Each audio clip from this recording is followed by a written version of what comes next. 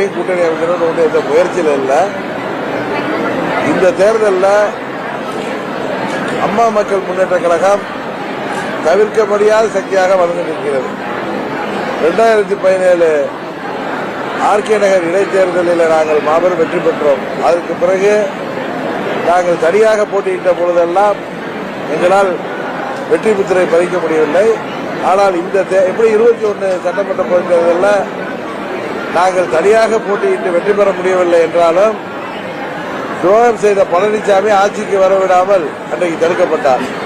ஆனால் இந்த தேர்தலில் துரோகத்தை முழுவதுமாக வீழ்த்துவதோடு மட்டுமல்லாமல் இனி வருங்காலத்தில் தமிழ்நாடு மாத்திரமல்ல இந்திய அரசியலில் துரோகத்தை முதலீடாக கொண்டு யாரும் அரசியல் செய்ய முடியாது என்கிற உணர்த்துகின்ற விதமாக இந்த தேர்தலில் அம்மா மக்கள் முன்னேற்ற கழகம் அமைக்கின்ற கூட்டணி துரோகத்தை வீழ்த்தும்.